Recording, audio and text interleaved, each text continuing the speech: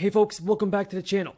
We have some breaking news from Nancy Pelosi, President Biden, and even Chuck Schumer about the fourth stimulus check that could be sent out before the end of the year. So if you want to stay up to date on the latest stimulus check information, be sure to stay until the end of this video. As I said everybody, we have a ton of news to go over in today's video. Here's what I want you to know, and so I'm not going to waste anybody's time.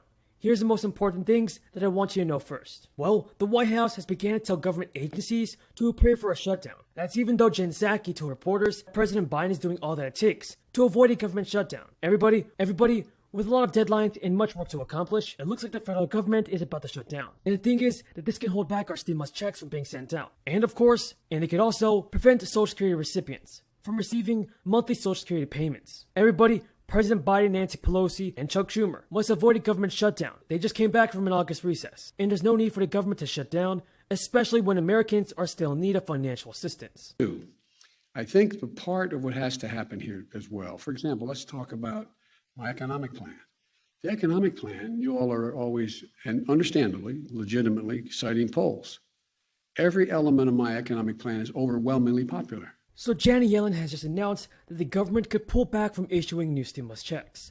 And this is bad news for our seniors. Treasury Secretary Janet Yellen made headlines this week with her suggestion that the government checks could run dry if Congress doesn't raise that ceiling. Janet Yellen added that nearly 50 million seniors could stop receiving Social Security checks for a time. And the House of Representatives has passed a bill to temporarily fund the government and suspend the debt limit. However, that legislation could fail in the Senate. If lawmakers cannot come to an agreement, the government would shut down on October 1st. Social Security beneficiaries may breathe a sigh of relief to know that the program's funds will still be there to pay their checks, regardless of what happens with the debt ceiling negotiations.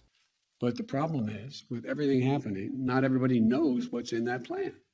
For example, all those women out there who are not able to go back to work because they have a dependent grandparent or a parent, or they have a dependent child. Now there is a possibility that a government shutdown could delay how fast that money reaches people, because Social Security was created in 1935 and has never missed a benefit payment. One key reason why that would change is because of the pension plan. According to the Social Security Administration, the asset reserves of the combined trust funds were just $2.9 trillion as of the end of 2020. At the same time, 175 million workers were contributing payroll taxes to Social Security. Employees pay 6.2% of their wages, which is matched by employers, on up to $142,000 in income as of 2021. Self-employed workers pay 12.4% as well. According to the recently released Social Security Trustees report for 2021, even if the debt ceiling does not get raised, funds from the payroll taxes will still continue to come to the government. Those contributions go toward the program's trust funds and are used to pay benefits. Social Security's combined trust funds for retirement and disability can continue to pay full benefits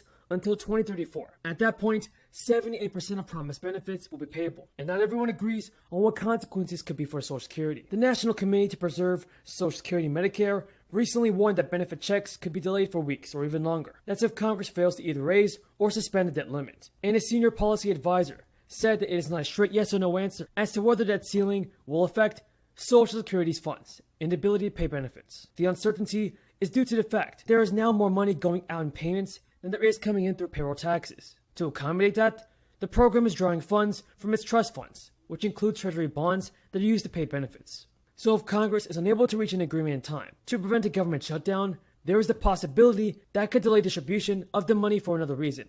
And that's because of the lack of government workers. High premiums can really strain a family's budget. And it stings even worse once you know how much of your money is not spent on medical care. Between 25 cents and 33 cents of every dollar is spent on healthcare in the United States. It goes to administrative costs like billing and marketing. Fortunately, the federal government is trying to force companies to be more efficient, making them issue rebates when they don't spend enough on care. If your company has been charging too much, you can receive a check for hundreds of dollars by the end of the month. While insurers can collect the same amount in premiums every month, how much they spend will vary based on the claims that are submitted. To ensure health insurers don't pocket the extra cash or splurge on marketing, the Affordable Care Act enforces medical loss ratio requirements. Thank you so much for watching, everybody. I truly appreciate everybody's amazing support. Now, if you have any more questions about the fourth stimulus check, leave them in the comments below. Needs help, or they can't find daycare, or they can't find, look at what's happening. Well, there's a solution. There's a solution in the proposal that I put forward. And the plans we're now debating in the United States among ourselves, and they're debating in Congress, is the plan, the essence of the plan that I laid out in the beginning. And so I'm confident that at the end of the day, we're going to be able to get that done.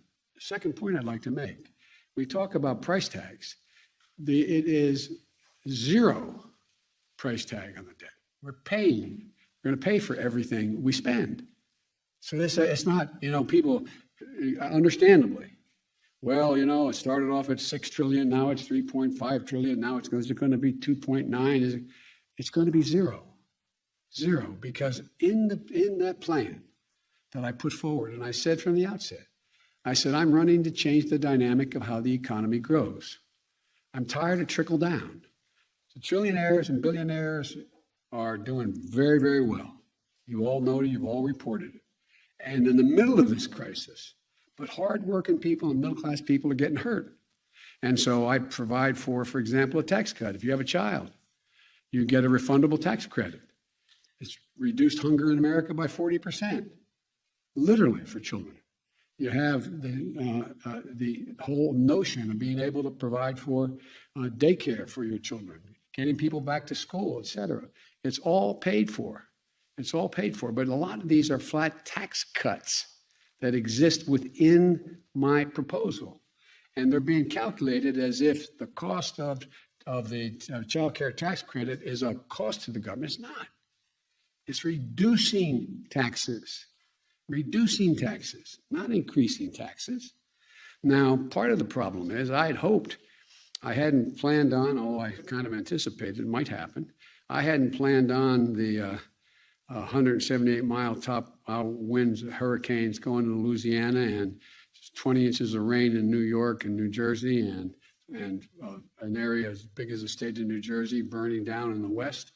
And again, I'll just conclude by saying this is a process, and it's going to be up and down.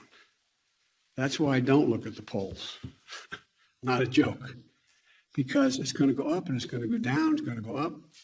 And hopefully at the end of the day, I'll be able to deliver on what I said I would do. One, bringing the country together on a few and very important things like on infrastructure, getting us in a position where we can have some coherent policy relative to foreign policy where there's agreement, moving us in a position where we're able to actually generate the kind of change in the dynamic of